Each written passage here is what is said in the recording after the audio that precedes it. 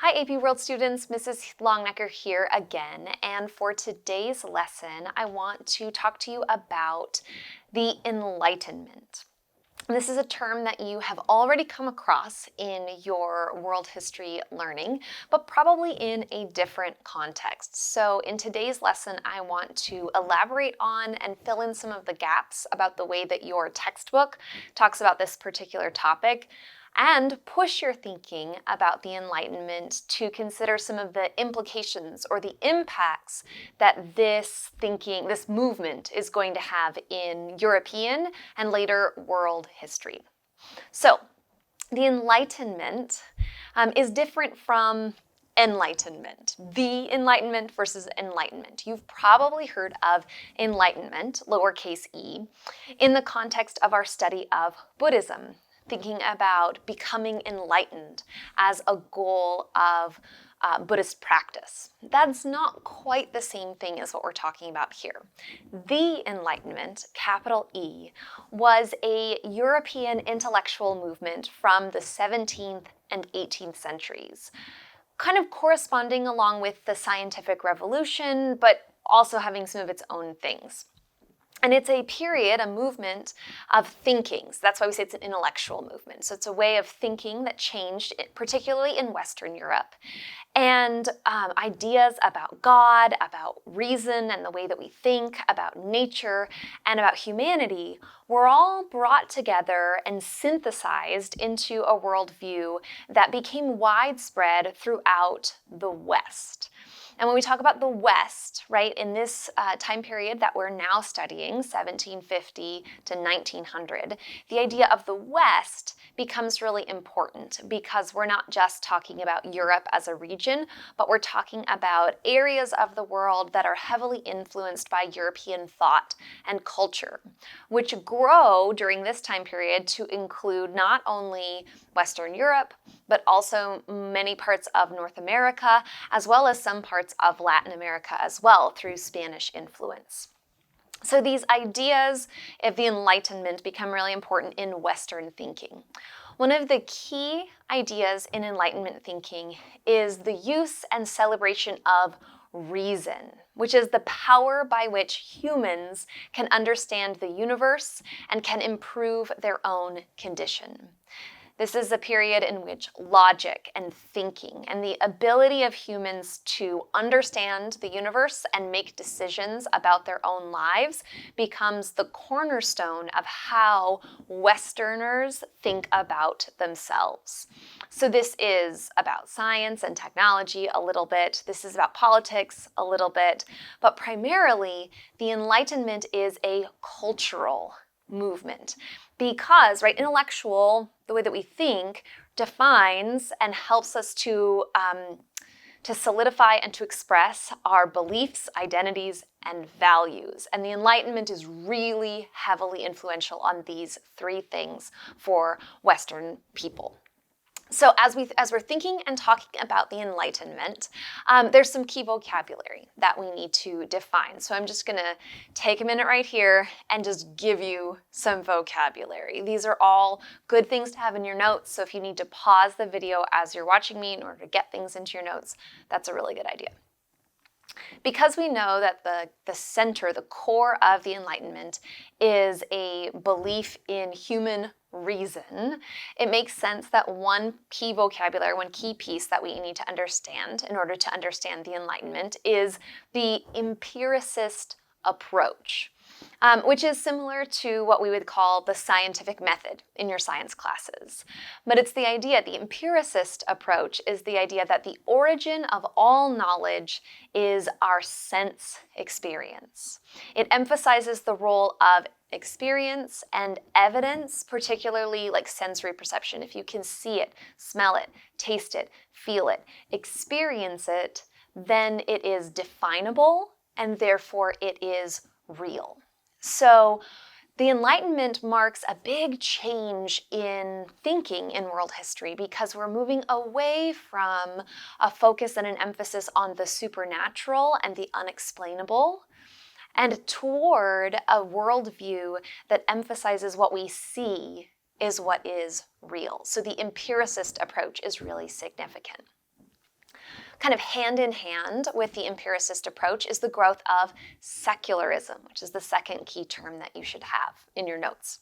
Secularism is the principle of a separation between religious institutions and particularly the government. The idea that religion becomes a separate sphere rather than something that is woven into or embedded in people's day-to-day lives. Secularism basically just means like non-religious. There is an indifference or a rejection or an exclusion of religion and religious considerations, particularly in political spheres as part of the Enlightenment. And this point, the 18th century, so the 1700s, this is the first time in world history in the Western world where atheism becomes a culturally accepted worldview. Prior to the 18th century, everybody followed some kind of religious practice, whether it was Protestant Christianity or Catholic Christianity or one of the polytheistic traditions of the Greco-Roman world or Islam or Judaism. Right? There were lots of religious traditions to choose from, and pretty much everybody followed one of them. But as the Enlightenment and its emphasis on not just personal experience, but like sensory experience and the scientific method, we start to see a separation of religion away from other parts of life, and even people who gave up on religion completely. And that became more accepted in communities in Western thinking. Another major vocabulary piece that goes along with the Enlightenment is the idea of natural rights. And natural rights were rights granted to all people by either God, if you remained religious, right? Because many people remained religious even with the Enlightenment, or by nature, that their existence as people granted every human certain rights that could not be denied or restricted by any government or by any individual. And the specific lists of these rights varied somewhat from culture to culture, but the idea that such a thing as natural rights existed was very important in Enlightenment thinking. And natural rights went hand in hand with another key vocabulary term, which is the social contract. The social contract was an agreement among members of a society to cooperate for their mutual benefit. For example, by sacrificing some individual freedoms in order to get protection from the government. The idea of a social contract, though the specifics varied, became much more popular in Western thinking in the 16th, 17th, and especially the 18th centuries. And it was a means of explaining the origin of government and the obligations of its subjects. So this was a way of legitimizing governments by saying, we, the government, will do X, and therefore you, the citizens, will do Y, and you get protections, and we get your respect, your honor, your taxes, your obedience, whatever the particulars of that might be. Now, the social contract could not violate people's natural rights under Enlightenment thinking. And so the social contract, along with natural rights, sometimes posed a threat to the monarchs of Western Europe, who in the early modern period had just consolidated their power into these European states. And so a couple of different things happen politically as a result of these two really important ideas. One is that in some cases we see revolutions or rebellions against governments that were seen as violating the natural rights of their citizens. The North American revolutions, the Haitian Revolution would be good examples of these, right? States that declared their independence and broke away from control under these monarchies because they did not see their rights as being fulfilled by those governments. In other parts of Europe where the revolutions maybe weren't as extreme, or in an attempt to avoid these revolutionary movements, some monarchs moved away from their absolute control over their kingdoms and toward a more what they considered enlightened monarchy.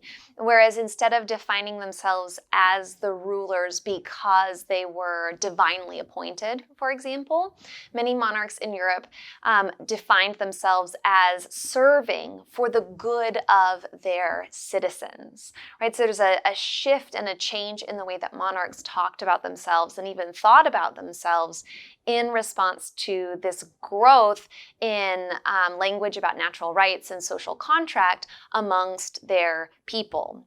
So as the culture shifts and people's identity changes, politics also shift to match that culture. The last piece of vocab on this list that I want to give you today is an economic idea that is significant with the Enlightenment. So the Enlightenment represents a shift, again, away from the absolute control of the government, because people are changing their views and their ideas about themselves and how they view the world. And so the policies of mercantilism, which you might remember from the early modern period, was an economic system where the government controlled not just the production of goods, but who could sell to whom, with the goal of taking all of the money from the empire into the home country itself and storing away wealth in the state itself. And there's a shift away from that and towards, all right, because one of the ideas of natural rights was the possession of private property. And so there's an economic shift away from mercantilism and towards what became known as economic liberalism. And this is different from liberal political policies in the 21st century. Liberalism instead is an economic system where individuals or sometimes households make economic decisions rather than kingdoms or states. Liberalism promotes the idea of a free market where people can choose to buy and sell what they want for what prices they want, to whom or from whom they want, based on their own economic decisions. Liberalism promotes the idea of private property, private investment. While some economic liberals do support some level of state regulation, and we'll get more into that when we talk about the Industrial Revolution, generally, economic liberals prefer free trade, free markets, and competition between individuals or organizations for profits. So these are some of the building blocks of the Enlightenment. But it's probably easier to understand and remember these building blocks if we think about the implications of the Enlightenment. And a lot of times in textbooks, and even in our textbook, the Enlightenment is described as the foundational building blocks of the political revolutions of the Atlantic world in the late 18th and early 19th century. So the revolutions in North America, what became the United States, in Haiti, in Latin America, the revolutions in France. And in some cases, we see clear evidence of Enlightenment ideas driving these revolutions. We see that people were motivated to change their governments. People were rejecting old ideas about the divine right of kings and building their own ideas of government, ideas of personhood and natural rights, ideas of private property. These are all very important in these revolutions, but there are other impacts and implications of the Enlightenment that I want to introduce here so that as we continue our study in this unit, you start to notice them and see the impacts of the Enlightenment, both intentional and unintentional, going forward as the ideas spread outside of Europe and into other parts of the world. One of the legacies of the Enlightenment that we've already mentioned is the rise of the enlightened monarch. That monarchies moved away from a religious justification of themselves and toward a more scientific justification of themselves. And I say scientific not in maybe the 21st century way that we mean it, but in that empiricist way, right? Governments could point to themselves and say, we are the best suited, we have the best training, we have the most knowledge, we are the best able to lead and care for our subjects. And therefore, we should continue to rule as the leaders of our country, right? That would be scientific government. And many of the revolutions in Europe and in the Atlantic world were against even this enlightened form of monarchy. We've mentioned liberalism and the growth of liberalism in the Enlightenment. We see an increase in free markets. We see an increase in capitalism and freeing politics from some of the traditional ways that it had gone before.